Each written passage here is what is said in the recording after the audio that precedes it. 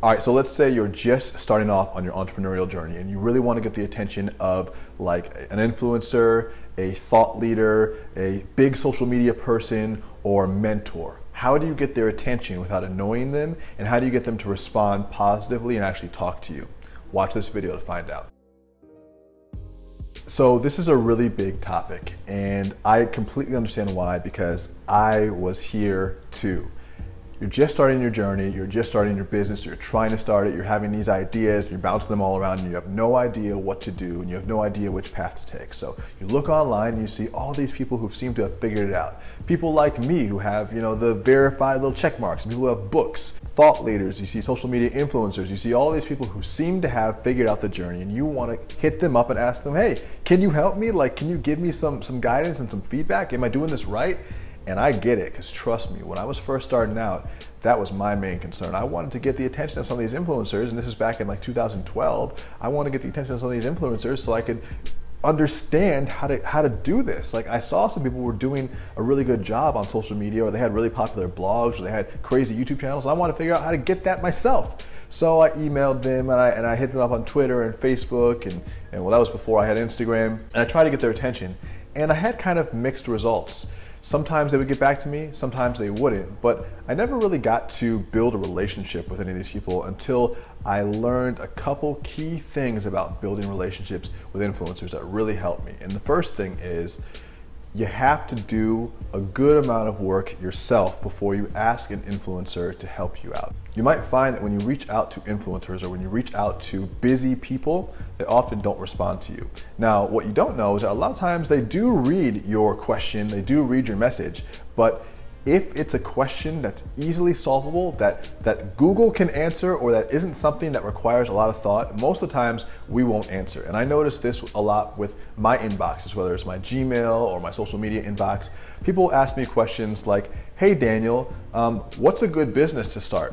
Now look, that is such a broad question. That's like saying, hey Daniel, do you think I should go gluten-free? What are the pros and cons? It's like, I don't know, man, there's a whole field of knowledge and research on that. I can't just, there's a lot of research that you have to do on your own. So it's the same thing with what's a good business idea. It's like there are so many of those in so many different fields with so many different options, and it all depends on your own personal preferences. I can't answer that question for you. What I can say is I've written a book that shows you my way to do it, and you should know that if you're asking me the question. You should have read my book, or you should have done some research first. But what they might say is, hey Daniel, I read in chapter 7 of your book, you talk about a couple different ways to grow an online business, but I'm a little bit sure if either affiliate marketing or doing e-commerce is right for me. What do you think based on what you know? Now that's a more detailed question.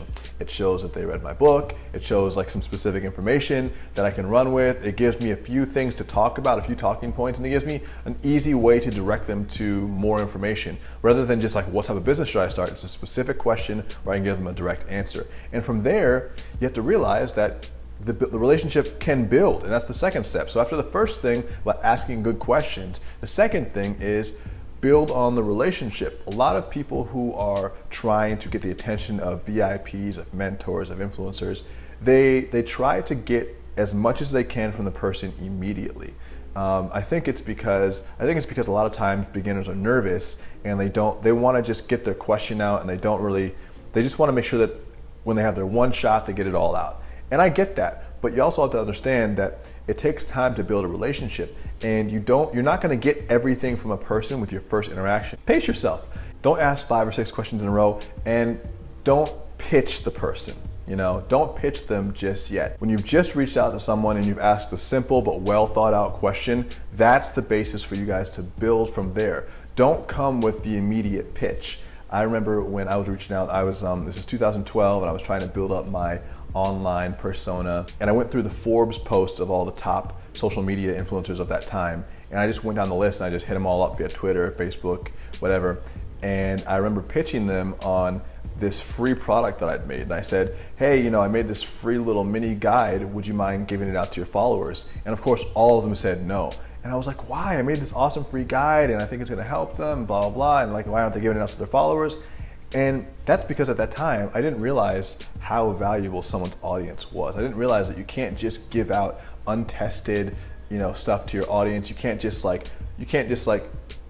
fill someone else's email list up for them with no benefit to you and with an untested product with someone that you don't have a deep relationship with.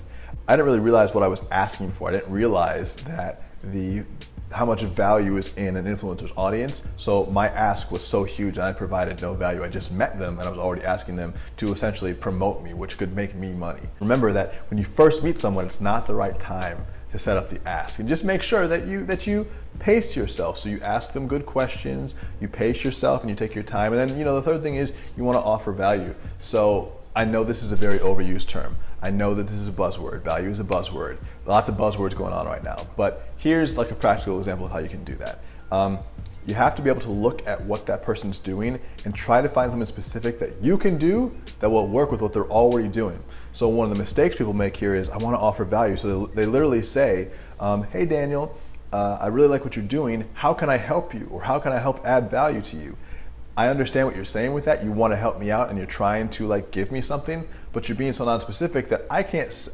My response to that is, I don't know, well, what can you do? And now we're having a negotiation and a conversation about well, can you do this? Can you do that? And of course, with someone who's just on the come up trying to impress an influencer, a lot of times they'll say yes to things they can't really do. So I'll be like, I don't know, can you copyright? And they'll be like, yeah, I can copyright, but they can't really copyright. They're just trying to get in by whatever means necessary, and then the work sucks. You need to come with a skill you can already do and find a skill set that you can match with someone who you want to work with. So if you're a really good graphic designer and you see that Gary Vee is now doing custom Snapchat filters, you can go, hey Gary, I love the new Snapchat filters you're doing. I would love to do some for you for free just to help you out. And I'm a great designer, here's some of my work, what do you think? And that's something you can build on. And so you want to offer value first. And you know what I would do is I would match your skill with an influencer who has a need for that skill. And just know that over time, you'll get to meet more and more people. You don't have to have that many influential connections to make the leap from where you are to where you want to be. From me going from the restaurant to having a best-selling book, getting a huge six-figure advance and building $1 million business, that was probably, if I really think about it, the key connections were 5 to 7 key connections.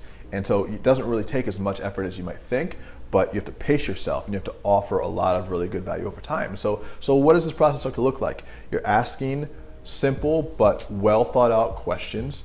You're pacing yourself and you don't have any ask, you don't have a preloaded ask where you're already trying to get something from someone, and you have something legit that's useful, that is based on what you know about the person. You've done some research. You've really tried to figure out what you can do to help them on a personal level, not just asking them what you can do, and you give them some value. And that is how you start to build a relationship. There isn't some sort of magical system, but you're working with humans here. So at the end of the day, eventually, as you start becoming a better networker, a better communicator, a better connector, you will make friends who are more influential. You will start to meet people who can help you move up the chain in your career and your life, and to do it with this simple method. So hope you enjoyed this. If you like this, please like the video here on YouTube and subscribe to my channel. We're putting out new videos like this every single day. And leave a comment below with the #1 networking skill that you've learned over the past couple of years, because I'm always looking for new things to pick up and throw into my tool bag too. So I love you, I appreciate you, and I will talk to you soon. Peace.